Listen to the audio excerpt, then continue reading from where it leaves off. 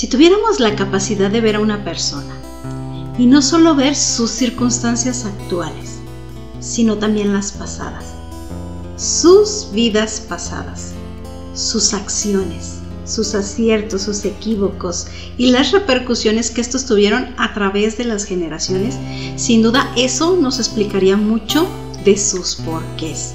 Entenderíamos mejor su presente, su carácter, sus temores, sus inclinaciones buenas y malas, incluso sus obsesiones. Precisamente de eso trata esta historia, de echar un vistazo a la vida de una persona durante 3 reencarnaciones para ver de cerca a la ley divina de causa y efecto. Psicografiado por Divaldo Franco, dictado por el espíritu de Víctor Hugo, vamos a ver de qué trata el libro Parias en Redención.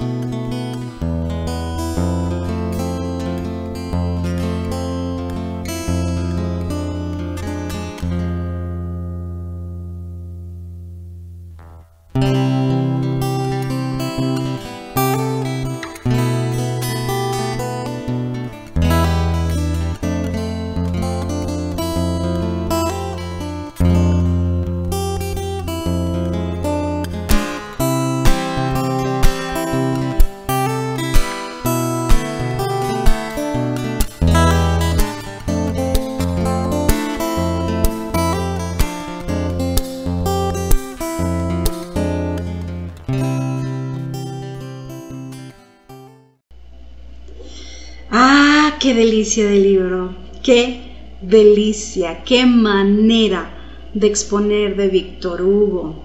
Sí, ese Víctor Hugo en el que estás pensando, el autor de Los Miserables, el poeta francés súper reconocido, sí, ese Víctor Hugo era espírita y ahora dicta libros desde el más allá, con un estilo inconfundible, con su lenguaje maravilloso, describiéndonos en 3 partes las 3 reencarnaciones de un espíritu rebelde, ambicioso, desquiciado y las consecuencias que le trajeron sus actos. Tiene una historia muy particular este libro para mí.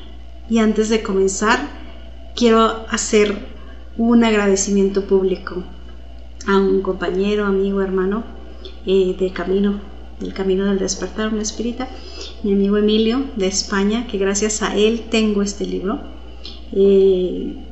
Cuando supe de él, escuché a Divaldo hablar de él en una conferencia y las anécdotas que contó al respecto me motivaron, me picaron la curiosidad de querer ver, de querer saber, de querer leerlo, y comencé a buscarlo y comencé a hacer una búsqueda frenética por todos lados, en Amazon, en internet, si estaba el PDF, en cualquier manera, no encontré nada. El libro no se ha vuelto a imprimir, está escaso, no existe, no está a la venta, no está en audiolibro, no está en ningún lado. Y llegué a un punto de frustración, de cuando deseas y anhelas algo y dices, ¿cómo puede ser? ¿Cómo puede ser que me voy a perder de esta gran historia? ¿Cómo lo voy a hacer? Recuerdo que algo les comenté en algún video, ¿no? Y de repente solté la búsqueda y le dije a mis guías espirituales, definitivamente, si está en ustedes, si ustedes me quieren ayudar, yo quisiera este libro de regalo para Navidad. Lo dije antes de la Navidad. Y justo antes de la Navidad me escribe Emilio y me dice, creo que conseguí el libro que estás buscando, me gustaría enviártelo. Ya me puse en contacto con él y aquí está el libro. Aquí está, que he tenido que postergar su lectura porque estábamos ahorita en el análisis de Te Perdono, y como es una novela bastante larga, ahorita pues lo postergué un poquito, pero ya empecé a leerlo. Aquí está. Gracias, Emilio, muchísimas gracias, porque gracias a ti vamos a poder conocer esta historia, sacarle hasta la más profunda de sus enseñanzas, sacarle jugo y compartirlo con todos ustedes, ¿no? Así que muchas gracias. Y la historia que a mí me llamó la atención con Divaldo, que él la mencionó, es cómo la escribió. Este libro fue escrito en los 70s. En la primera parte, donde viene una elucidación, le llaman, pero hablemos que es como un tipo prólogo que hace Víctor Hugo, lo firma él en 1971. Lo firma, así que terminaron de escribirlo por ahí, en 1971-1970. Les confirmo la fecha, sí, 2 de junio de 1971. Y cuenta Divaldo que él siempre había querido escribir con Víctor Hugo, y un día se le apareció, ¿no? Y él estaba enfermo y creía que era una alucinación. Dijo, ¿de verdad, Víctor Hugo? Dice, sí, soy yo. ¿Querías escribir conmigo? Dice, pues te vas a arrepentir porque ya tengo muchas historias ahí que quiero escribir contigo. Dijo, pues a darle, ¿no? Y así enfermo, estaba de visita en otro lugar, en una casa donde lo tenían de huésped, y ahí pidió papel y pluma y a escribir.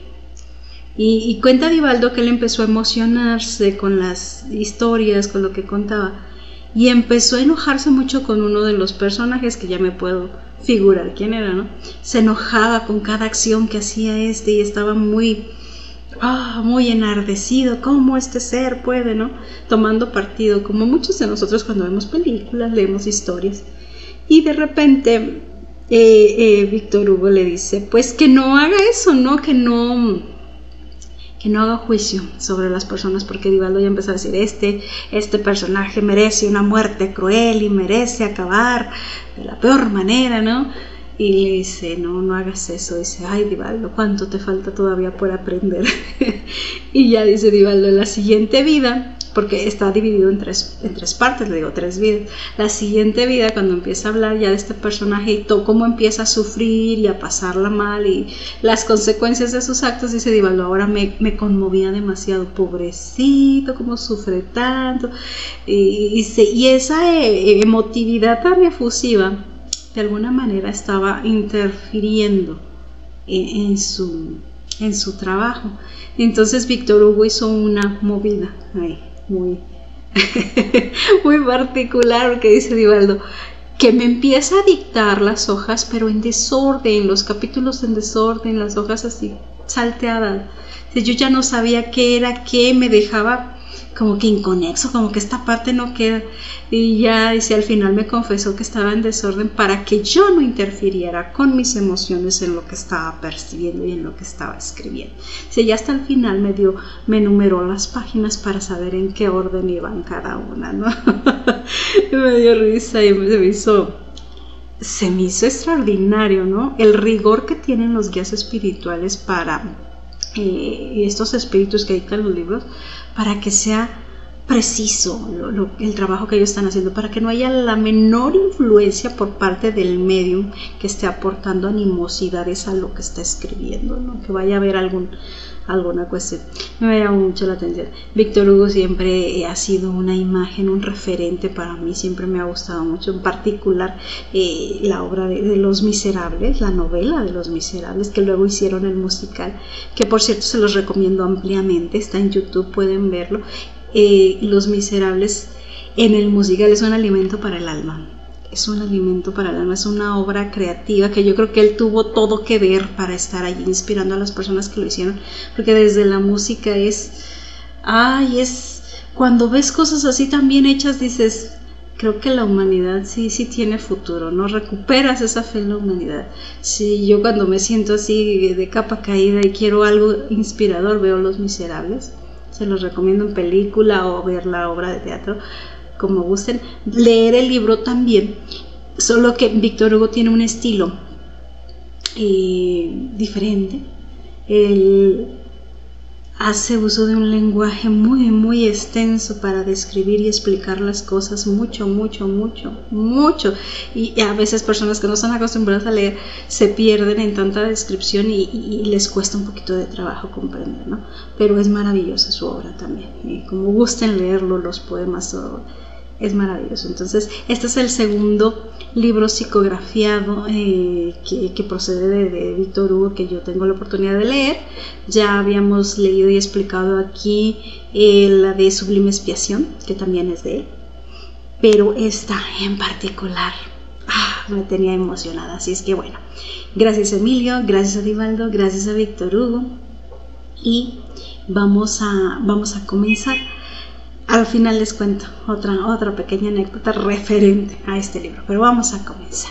Todo comienza en el velatorio del duque Giovanni de Vichy en Siena, en Italia, el 22 de diciembre de 1745.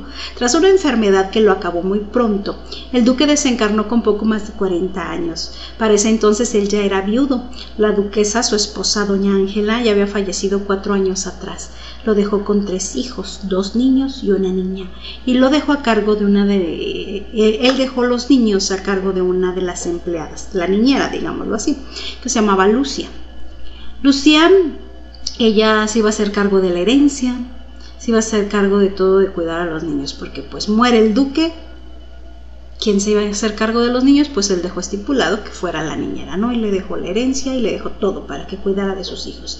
Sin embargo, también había otro heredero, un heredero disconforme. Era un hijo adoptivo, uno que en realidad era sobrino de la difunta duquesa, de su esposa, pero que lo habían adoptado. Él se llamaba Girolamo. Girolamo. Primera vez que escucho ese nombre, pero bueno, Girolamo es el eje central aquí de esta historia. El duque de Vichy, el que estaba ahí siendo velado, él en vida pues no tenía simpatía por este joven Girolamo. No lo quería en realidad, pero lo adoptó por su esposa, porque ella intercedió, era sobrino de su esposa, y su esposa era toda caridad y toda bondad para con todos. Pero ese joven, el Girolamo, no se conformó con lo que le tocaba por herencia, que era una buena suma mensual para vivir dignamente. Él quería todo, él era ambicioso, él quería absolutamente todo, y sobre todo quería hacer pagar a su tío por ese desprecio que tenían. Es que lo sentían el uno por el otro. Ya ven, de esas veces que te encuentras con enemigos del pasado que no sabes por qué, pero que él también sentía ese como desprecio por su tío. Entonces tramó un plan para conseguir toda la herencia, para conseguir sus objetivos. Estando en el velorio, en esta casa, o mejor dicho, en este castillo de Vichy, había la presencia de 2 espíritus. Por un lado estaba la duquesa, la señora Ángela, que era muy buena, que era un espíritu sublime, un espíritu elevado y bueno, y por el otro estaba el recién desencarnado duque de Vichy, que aún estaba ligado a su cuerpo por haber sido pues un hombre materialista, ¿no? Un creyente superficial sin una fe real, no creía en Dios en realidad, pero seguía las formas que dictaba la iglesia. Él murió y estaba atado a su cuerpo. Y estaba ahí presenciando adormecido todo este proceso de sus funerales, de la gente que llegaba y todo, a veces sin comprender de bien a bien, ¿no?, qué estaba pasando. El espíritu de la duquesa, doña Ángela, presintiendo lo que iba a ocurrir, influye en la mente, en la psicoesfera de la niñera, de Lucía, la que se iba a quedar con los niños, ¿no? Estando ahí en el velorio del marido. Entonces Lucía de repente se desmaya, sale del cuerpo y tiene un encuentro con ella, con la duquesa, y le dice: Lucía, aguanta, resígnate, están por suceder cosas graves. Girolamo va a cometer unos crímenes, primero contigo y luego contra mis hijos, porque son deudores del pasado, acarrean una deuda con él desde el siglo XIII y ahora él será el victimario, porque Lucía tampoco quería mucho a ese muchacho ni ese muchacho la quería a ella, no se veían bien. Entonces, ¿qué era? Que eran enemigos del pasado, tanto Lucía como el duque, como los hijos, y era una deuda de hace siglos, ¿no?, del siglo XIII. Y pues con toda la pena, pues ya se despierta Lucía, no sabiendo si fue un sueño o qué fue, que vio, pero estaba enterada ya de lo que iba a suceder, ¿no? Entierran al duque ese día. Girolamo, ayudado por Asunta. Asunta era una de las chicas de la servidumbre que él hábilmente había seducido para estar informado de todo lo que allí ocurría, porque a él lo mandaron a estudiar a otra ciudad. Entonces, pero para estar enterado de todo, él tenía sus espías ahí, y una de ellas era esta sirviente Asunta, que ella pues hábilmente también se había ganado la confianza de Lucía, de la niñera, para estar allí informando, ¿no? Asunta le dice a Lucía que ella atiende a los niños, ¿no?, después del entierro, de llorar, de todo este día tan fuerte, tan desgastante que habían vivido. Le dijo: no te preocupes, yo atiendo a los niños, ustedes han de estar cansados, váyanse a dormir. Y les da a todos un té con unos polvos extraños que Girolamo le había proporcionado, ¿no? Una vez que los niños y Lucía quedaron inconscientes y los llevaron allá a su recámara, Girolamo, vuelto loco de avaricia, saca un puñal, va a la habitación de los niños, a ellos los asfixia poniéndoles una almohada en la cabeza, y a Lucía le entierra el puñal y la mata a puñaladas, ¿no? Después comienza él a gritar como loco, llegan los sirvientes, ven la escena y él inventa una historia. Y él les dice que Lucía, al enterarse que ella era la única heredera, pues quería deshacerse de los niños para quedarse con todo. Entonces que Lucía los asfixió y entonces él llegó, él la vio, la descubrió y no le quedó más remedio que matarla, que por eso la tuvo que matar. Y Asunta, pues estando de acuerdo con él, dijo que fue testigo y corroboró todo lo que él dijo ante las autoridades y ante quien preguntara, ¿no? Pero de todas maneras Girolamo ya tenía compradas algunas autoridades, uno que otro cómplice por ahí que le ayudaban y que le informaban de todo lo que sucedía, ¿no? Que hicieron como que no vieron nada y todo pasó. Él pasó a ser el único heredero, pero no fue lo único que él logró con ese acto. También logró que el espíritu del duque, que vio todo, se pegara a él en una obsesión que duraría siglos, así como lo oyen, siglos. Víctor Hugo nos cuenta en su narración cómo el duque de Vichy, pegado a su cuerpo, estaba en su tumba y sintió que algo lo arrastraba a la habitación de Girolamo. Ahí lo vio con el puñal en la mano. Y lo vio antes cuando estaba en este monólogo interno y en esa efusión del crimen que iba a cometer. Él empezó a pensar en su tío y decir: ahora sí, ya estás muerto y me vas a pagar todo. Y esa conexión mental, ese pensamiento, hizo que el espíritu del duque se pegara a él, corriera hacia él, porque fue una invocación. El pensar y el llamar y el decir es una invocación a un espíritu. Entonces cuando él siente que lo llaman, su espíritu acude, sin voluntad, solamente el espíritu acude, y entonces lo ve ahí vuelto loco con el puñal en la mano, lo ve salir y lo ve matar a sus hijos y a Lucía. Y una cosa que sucede aquí que yo en lo particular no sabía, debo confesar que no sabía, que los espíritus podían desmayarse, por ejemplo, porque aquí nos lo cuenta Víctor Hugo, que eso le pasó al duque a ver a la escena. Imagínense qué fuerte, él estará ahí como espíritu presenciando que alguien mata a sus hijos y no puede hacer nada. Quedó tan aturdido que se desmayó por la impresión y quedó un tiempo ahí como en la nada, como desvanecido. Y obvio, cuando despertó, pues estaba furioso, quiso vengarse del Girolamo, quiso vengarse del asesino, y pues se le pegó, ¿no? Ahí. Girolamo estaba confabulado con otras personas. Les digo, uno de sus aliados era un obispo de mucho poder, que era uno de sus mayores protectores, y ese obispo agilizó los trámites para que él hiciera posesión de la herencia, ¿no? Quiso también el hombre el muchacho, el Girolamo, quiso borrar a los testigos, despidió a todas las servidumbres, todos los que habían visto y conocido a los antiguos amos, los despidió, contrató nueva gente y solo se quedó con Asunta, esta muchacha que él hábilmente, les digo, había engañado. Era su amante, le había prometido muchas cosas, una mujer enamorada que estaba con él hasta las últimas consecuencias y que ella esperaba que le cumpliera esa promesa de casarse, ¿no? Y le amenazaba con denunciarlo si lo traicionaba. Y fue eso precisamente lo que hizo que él también planeara deshacerse de ella.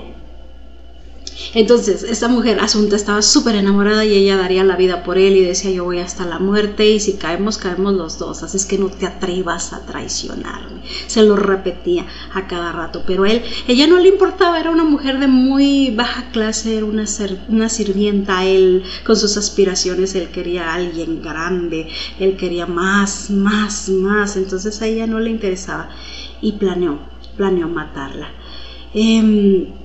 Asunta también se le aparece en un sueño la duquesa Ángela, se le aparece y le previene, le dice lo que quiere hacer Girolamo, le dice que huya de él, que rectifique su camino porque este hombre solo va a ser su perdición, que puede redimirse, que es grave lo que ha hecho, que es cómplice de un delito, pero que puede redimirse. Le dice, ya lo pagarás después, ya tienes oportunidades, huye.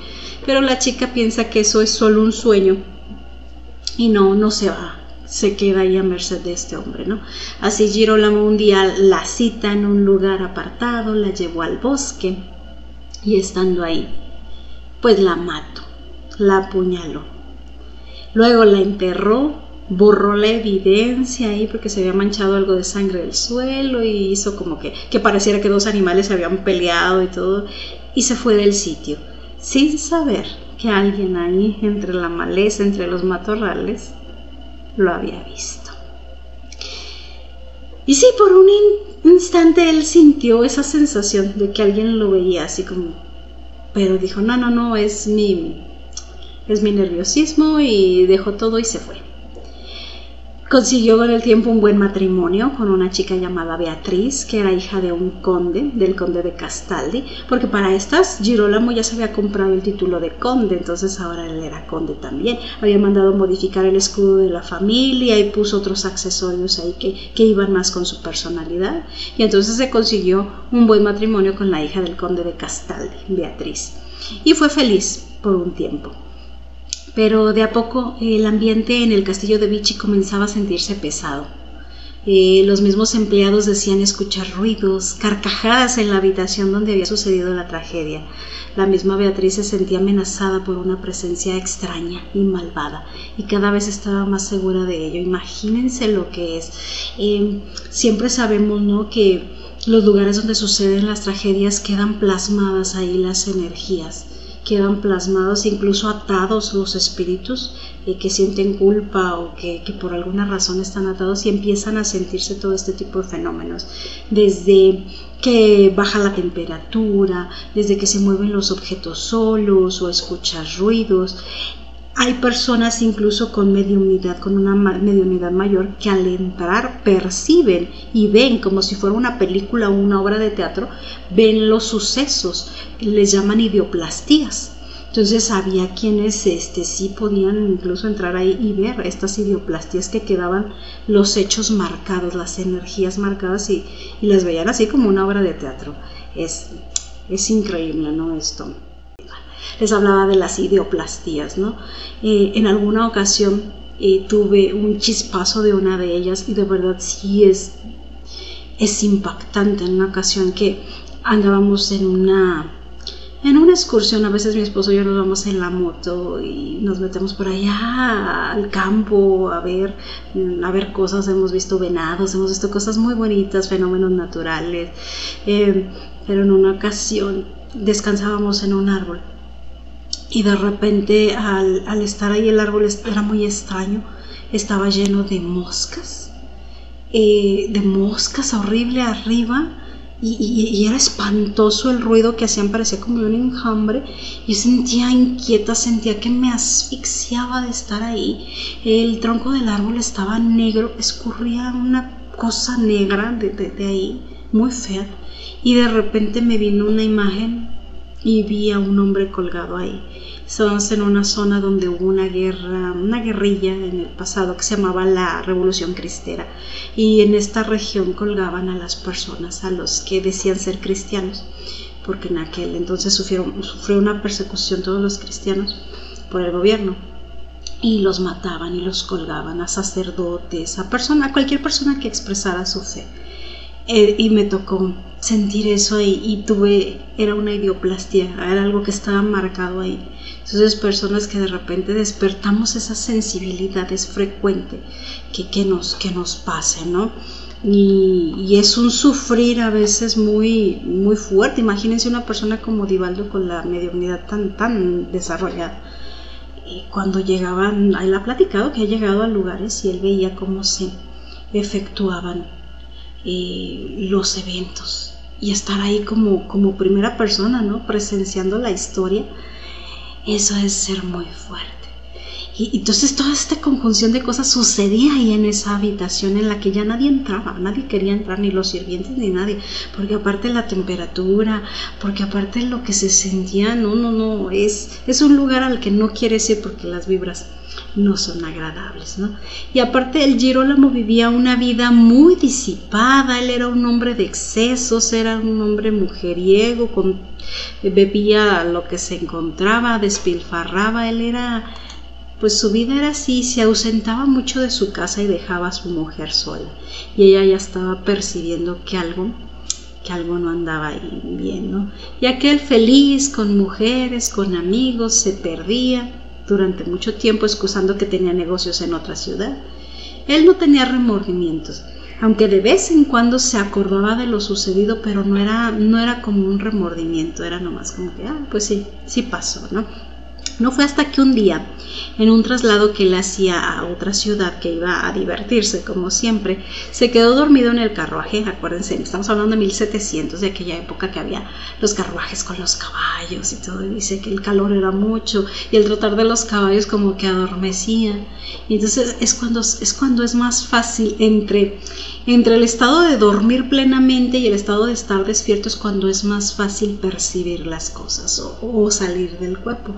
Y entonces él aparentemente se quedó dormido y salió de su cuerpo.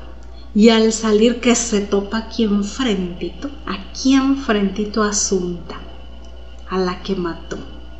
Pero no era la chica así hermosa que él recordaba, o sea, para nada, porque la chica ya era la imagen, pues, de un cadáver putrefacto, con la herida sucia, con la sangre, con todo aquello, y ella enojada le reclama, o sea, está ahí pegada con él y le reclama. Es impactante imaginarse uno también lo que no vemos, ¿no? Porque la chica estaba pegada a él desde hacía tiempo, igual que el duque. Pero él no los veía, pero al salir en espíritu sí los ves. Entonces imaginarte esto, por ejemplo, ahorita, lo que esté aquí que no ves, que nada más sientes la densidad del aire y que baja la temperatura y todo esto, eso es así como que muy impactante, ¿no? Entonces sale, ve a la chica y la chica y reclamándole, y él quiere escapar, dice que hasta quería escaparse del carruaje, y en la puerta ve que está el duque de Vichy también, y ambos le dicen, ¿sabes qué? No vas a escapar de tus culpas, tú eres un asesino. O sea, se avientan unos monólogos gigantescos de decirles cosas que aquí ni se los voy a repetir, se los resumo, pero sí le dicen, eres un asesino, vas a pagar por tus culpas, ni te quieras matar porque no te vas a morir, no te vamos a dejar morir tan pronto porque tienes que sufrir. Y ahí nos cuentan que el espíritu del duque no solamente está obsesando a Girolamo, sino también a Sunta, que esta cosa tampoco, sí la había leído, pero no la tenía así tan clara de que un espíritu puede manipular a otro. Esto se da. Espíritus muy malos o muy agresivos o muy vengativos, que son más fuertes que otros, los someten a su voluntad, ahí en su misma dimensión, los utilizan para fines terribles. Y en este caso el duque estaba usando a Sunta, la tenía sometida, la tenía dominada para dañar más al asesino. Ella hacía lo que el duque decía, la tenía totalmente sometida. Y estando ahí, bueno, le hacen pasar un mal rato terrible a Girolamo, que yo creo que hasta se hizo del baño, no lo dicen, pero y recuerden que son historias reales, que esto que nos están contando son historias reales. Y despierta el Girolamo, ¿no? Totalmente asustado, y él sigue oyendo las voces. La cuestión es que ya está despierto y él sigue oyendo las carcajadas de Asunta y sigue oyendo al duque que le dice asesino, ¿no? Y sintiendo sus presencias, y está tan asustado que le pide a un amigo, llévame con alguien, yo sé que hay personas que se dedican a esto, alguien que me dé unas hierbas, un tecito, algo. No quiere acudir al médico todavía para no levantar las alarmas, porque aparte él era un personaje conocido, pues llévame con alguien. Ya lo llevan con un anciano herbolario, tipo hechicero, así, que lejos de ayudarlo, pues le asusta más, porque desde que llega y le dice, traes presencias espirituales ahí detrás de ti, traes tu séquito, y él, ¿cómo crees? No, sí. Y como era un medium, este señor, pues sirve de canal para los espíritus, ¿no? que iban con él. Entonces, a través del medium, el duque se vuelve a comunicar con él y le dice, lo que viste en tus sueños no es un sueño, es cierto, y quiero que lo sepas y lo escuches ahora despierto. Y la voz era la del duque, no era la del señor, la del viejito, ¿no? Si quiero que lo sepas despierto, que sí estoy pegado a ti, sí estoy contigo y sí te voy a hacer pagar todo lo que hiciste. Dice, ya no tienes excusa para creer que los muertos no vuelven de sus tumbas. Dice, sí volvimos y volvemos para hacerte pagar tus crímenes. Y también ahí, a través de este medium, se comunicó al duque y luego se comunicó la tía, porque también la tía Ángela estaba ahí. Curiosamente, sabemos que por diferencia de vibración, el espíritu que está en la venganza y el espíritu bueno no lo ve. O sea, el bueno sí puede ver al otro. O sea, la duquesa sí puede ver a su esposo, al duque de Vichy, pero el duque de Vichy no puede ver a la señora Ángela por la diferencia de vibraciones. Entonces, aunque estén los dos presentes ahí, el señor no la ve, pero la señora Ángela se comunica a través del medium con una voz ya más suave, más tranquila. Nos dicen, ¿cómo puede ser que este señor puede emitir esa voz de mujer, no? Pues porque está canalizando a la señora Ángela y le habla más suavemente, le dice, arrepiéntete, esto que has comenzado tú es un proceso largo de obsesión, de posesión del duque hacia ti y no va a terminar en mucho tiempo. Si tú te arrepientes ahorita, te puedes redimir, busca la caridad, ayuda a los pobres, tiene los medios, haz muchas cosas. No puedes volver el tiempo atrás y evitar los crímenes que ya cometiste, pero a partir de ahora redímete, mira. Y le explica y le dice y tal, pero es hablar con la pared.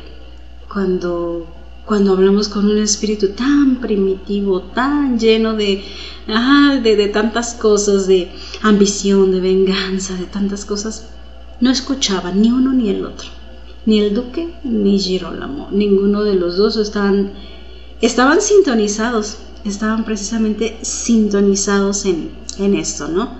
Y el espíritu de la duquesa pues también estaba ahí tratando de influir en uno y en otro, pero la verdad no lograba nada.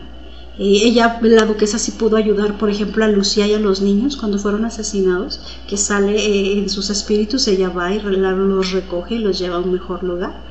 Pero estos dos estaban ya muy vinculados y ninguno la escucha. En esta parte, cuando estaba leyendo, me surgió una frase, porque en la semana antes de empezar a leer el libro, tuve un sueño y soñé que estaba en una conferencia con Divaldo Franco y Divaldo estaba hablando.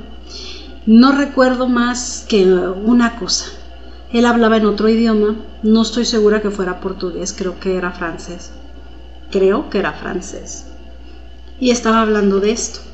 Sé que estaba hablando de parias en redención porque mencionó un concepto en otro idioma, y yo nomás recuerdo que levanté la mano y le dije, en español se dice peso específico, y entonces él repitió, sí, peso específico, y se me hizo curioso solo recordar eso, y solo dije, soñé que dijo, porque le dije yo que en español se dice peso específico.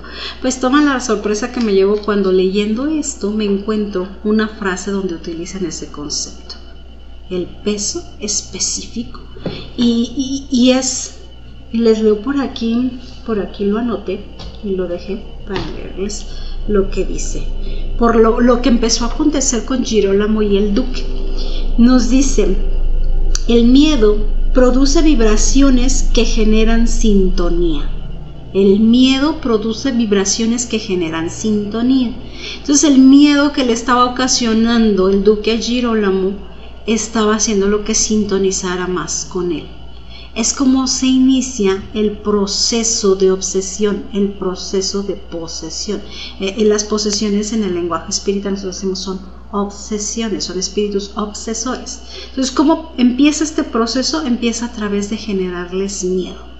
Generando miedo, empiezan ellos a enlazar su energía periespiritual. Dice, se producen vibraciones de un peso específico en los tejidos sutiles de la organización periespiritual. Esa es la frase. Se producen vibraciones de un peso específico en los tejidos sutiles de la de la organización periespiritual, es decir, en la energía del periespíritu se empiezan a generar esos espacios, esos ganchos para unirse un periespíritu con el otro, que la finalidad es, cuando llega a su culmen, que sea una posesión completa, que sea una subyugación. Entonces así es como comienza, y puede durar años. En este caso duró años, ¿no? Pero el duque comenzó este proceso de obsesión sobre Girolamo, y cada que logra asustarlo, drena esa energía de él. Es un proceso de vampirismo energético, drena la energía y va generando ganchitos, digámoslo así, en un lenguaje, pues en una figura conceptual, algo que podamos imaginar, ¿no? Lazos que se enganchan poco a poco, y comienza con este encuentro, comienza ese proceso. Ahí, bueno, ya después de que estábamos, que Girolamo estaba ahí con el herbolario, sale huyendo de ahí asustadísimo, diciendo que lo va a denunciar, que lo va a mandar a la Inquisición porque él es un brujo y no sé qué, ¿no? Y sale a emborracharse y a perderse, como es su costumbre, para olvidar. Pero ya no puede olvidar, ya le es imposible pensar en otra cosa, porque todo el tiempo está sintiendo las presencias ahí de estos espíritus. Y ya está, es que ya comenzó la posesión, ¿no? A todas partes a donde va, escucha las voces y siente las presencias. Y es que aparte no hay en él ni una señal de arrepentimiento, dice Víctor Hugo. Dice Víctor Hugo que me fascina el lenguaje que usa Víctor Hugo, porque es ejemplar. Dice que Girolamo es de complexión moral pusilánime. ¡Qué frase! ¡Qué frase! Nunca se me habría ocurrido a mí nombrar a alguien así, podrías decir. O sea, resume, ¿no? Resume en pocas palabras lo que es este cuate de Girolamo. Es de complexión moral pusilánime. Me encantó. Pero bueno, medio intenta un día, no vamos a decir que en un día Girolamo tuvo como que la idea de buscar información, a ver si era cierto lo que le estaba pasando, ¿no? Quiso investigar un poco sobre si los muertos regresan de las tumbas, sobre qué pasa con las almas después de la muerte. Pero va y le pregunta a la persona equivocada, va y le pregunta al obispo, a su protector, a ese hombre cómplice de tantas cosas feas que él había hecho. Y ese hombre, pues inconsciente, nada religioso, que le importaba nada. Ellos vivían en el estatus que les daba la iglesia, pero nada más para aprovecharse de los demás y del pueblo y gozar del poder, pero no para encaminar a las almas. Entonces no tuvo ni ganas, ni deseos, ni recursos espirituales para proporcionarle a Girolamo las respuestas adecuadas. Solo le dijo: ¿sabes qué? Deja las cosas de la religión a los religiosos, y tú vete a gozar de la vida. ¿Para qué te preocupas por estas cosas? Déjalas a nosotros, o sea, tú no te preocupes de nada, tú con dinero pagas todo, ¿no? Y así lo hizo, perdiendo esa oportunidad para cambiar su destino, porque a veces tenemos ese chispazo de iluminación de decir: ¿y si hago esto? Pero si nos volvemos a perder en el mundo, si dejamos pasar ese chispazo, tal vez pasen muchos siglos para que vuelva a haber otro momento, ¿no?, de redención. Bueno, la posesión de este hombre cada vez se hacía más fuerte. Al dormir, Girolamo salía del cuerpo y el duque lo llevaba a regiones tenebrosas. Sabemos que hay regiones en la dimensión de los sueños donde sale uno en el astral, que son los bajos astrales, que son donde se reúnen, se congregan los espíritus afines en la maldad, afines en la vibración densa, la crueldad, y hacen verdaderos infiernos. Todos hemos tenido alguna vez alguna pesadilla, ¿no?, con monstruos que nos acechan, con cosas que vamos y vemos. Bueno, pues estos lugares son ahí, ¿no? Lugares donde llevan a los espíritus para drenarles las energías por este proceso de vampirismo que acabamos de describir. Y lo dejaban exhausto. El hombre despertaba, y en vez de despertar descansado, despertaba cada vez peor, enfermo, ya loco ante los ojos de los demás. Pues ¿quién no diría que está loco si oía voces que le decían asesino? Si se sentía perseguido, si tenía estas pesadillas. Era un proceso ya claro de obsesión. Incluso en una ocasión que él estaba en casa de unos amigos, de sus amigos Lucrecia y Francisco, una pareja que eran sus amigos. Estaba durmiendo y él sintió tan claramente que Asunta le ahorcaba, que gritó y se despertó, y llegó la esposa de su amigo Francisco, Lucrecia, llegó a ayudarle, ¿no?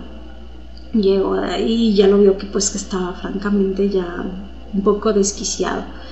La mujer aparte también era media libertina, lo quiso seducir, y siendo la mujer de su amigo, imagínense ustedes, ¿no? Y estando Asunta ahí, imagínense, Asunta comenzó a carcajearse, y entonces Girolamo, al escuchar a Asunta, se volvió loco y hasta golpeó a la mujer, golpeó a Lucrecia. Por eso de ahí en adelante ya todos lo comenzaron a ver como loco, ¿no? Porque se atrevió a golpear a la esposa de su amigo. Y hay un momento, también nos dice el autor, que él ya no podía huir y que estaba ya establecida plenamente la posesión. Cuando se establece plenamente la posesión es cuando termina de ligarse un perispíritu con el otro, y el espíritu empieza a tener control de tu mente, de tu cuerpo, de tus pensamientos, de todo. Entonces ya no hay manera. Incluso las personas ya abren su tercer ojo y ya pueden ver totalmente lo que hay del otro lado del velo, ¿no? Es cuando ya la posesión está establecida. Es terrible ver el decaimiento de este personaje, ¿no? De su mente, de sus acciones. Pero bueno, para colmo, una visita que hace Girolamo ya enfermo, estaba en la casa de sus amigos y decide ir a ver a sus suegros.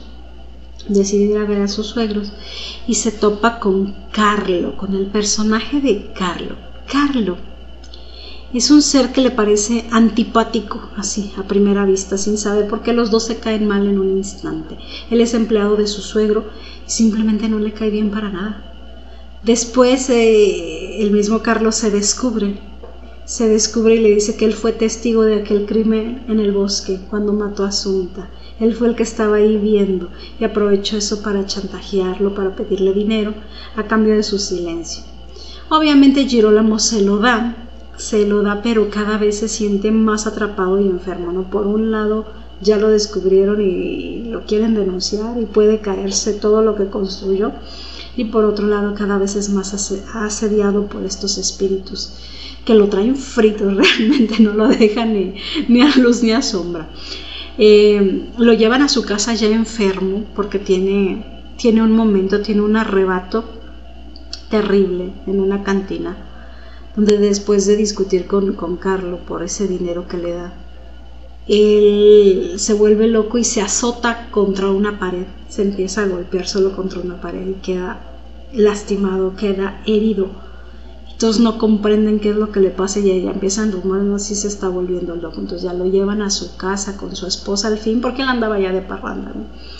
Lo llevan, pasa días en cama, cada vez está más desmejorado, loco de día, más loco de noche, donde el duque se le aparece hasta con un látigo. O sea, todos tenemos en la mente, ¿no? Por películas, por cosas que hemos visto, lo que es una posesión, y que a veces gritan y se mueven y se retuercen y los llegan a amarrar y se retuercen, y aquí nos explican por qué se retuerce él, por qué se queja, porque el duque se aparece y se toma formas grotescas de monstruos, de diablos, de lo que sea, con un trinche a picarlo o con un látigo a golpearlo. Entonces lo está golpeando físicamente, también le aparecen las heridas y todo esto.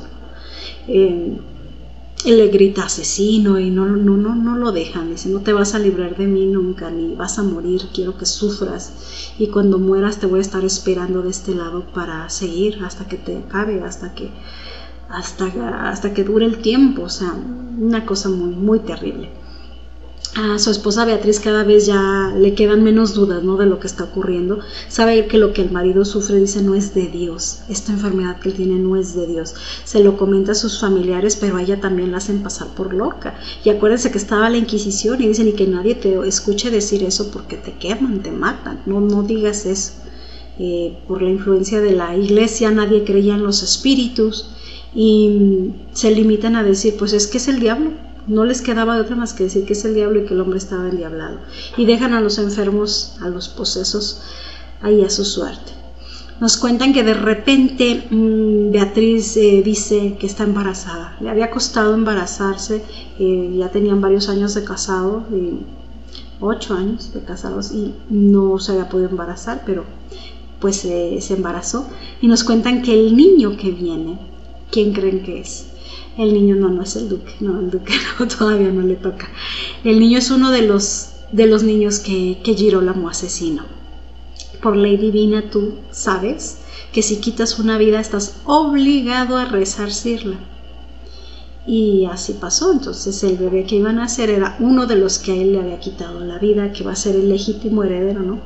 Era el legítimo heredero de lo que Girolamo le quitó, y ahora va a ser legítimo heredero porque él se lo va a dejar. Pero Girolamo, lejos de alegrarse por su paternidad, es que sufre. El hombre ya no está en condiciones de alegrarse de nada, y le dice a su esposa: es que yo siento que a mí el tiempo ya se me acabó, que ya es tarde para mí, yo ya no puedo gozar ni de esto ni de nada. Y así es, un día lluvioso, frío, llega el chantajista de Carlo a pedirle más dinero para marcharse lejos y guardar por siempre su secreto, ¿no? Enojado, y después de un altercado con un puñal que no logra nadie nada, Girolamo le da el dinero. Carlo se va en su caballo, en el camino allí cerquita saliendo del castillo de la casa de Girolamo. Nos cuentan que está el camino todo enlodado, que está la lluvia muy fuerte y que un rayo parte un árbol que le cae encima a Carlo y lo mata. Lo mata allá afuera del castillo, ¿no? De rato los empleados lo ven, salen por él, lo encuentran, lo llevan, lo entierran. Pero Girolamo, como les digo, ya con otros horizontes de visión, con el tercer ojo abierto, comienza a gritar y comienza a exigirle al servicio que saquen a Carlo del patio, porque está ahí todo ensangrentado y que está ensuciando el piso, mientras su tío, el duque de Vichy, lo arrastra.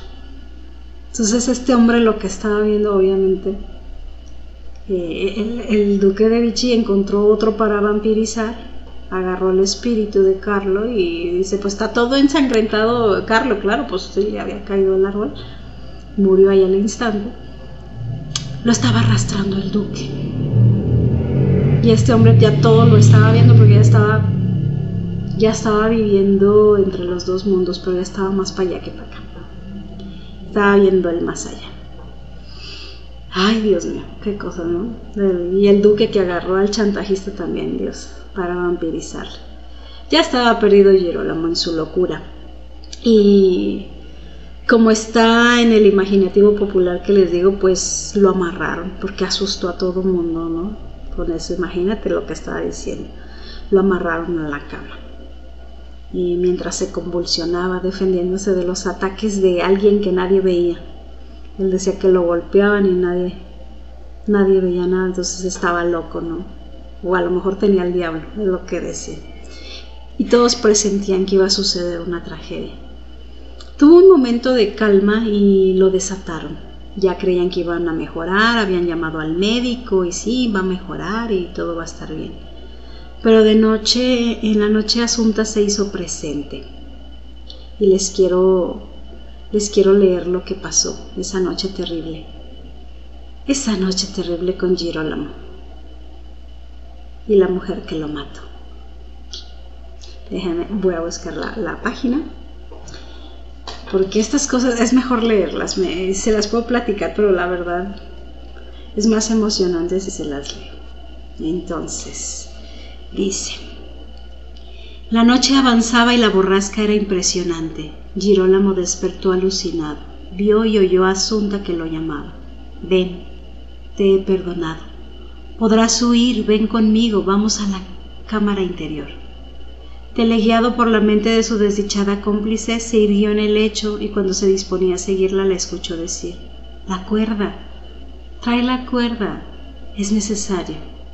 El subyugado, con los ojos desorbitados, tambaleante en el silencio de la noche clarificada por los relámpagos y de cuando en cuando sacudida por el clamor de los truenos, se introdujo en el cuarto de la ala izquierda.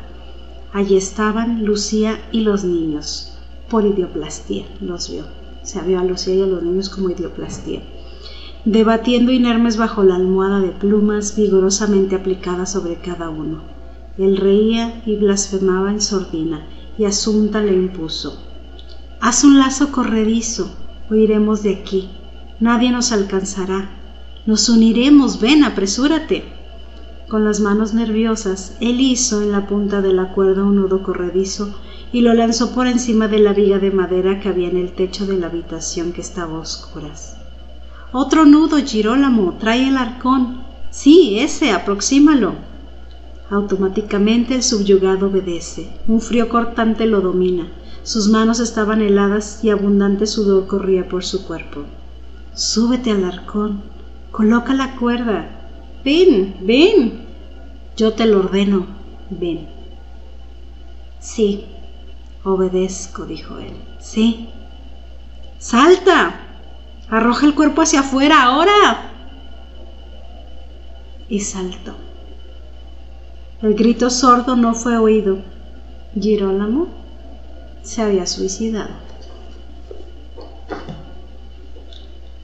¿En qué termina la subyugación? ¿En qué termina la posesión? ¿En qué termina la obsesión? Termina casi siempre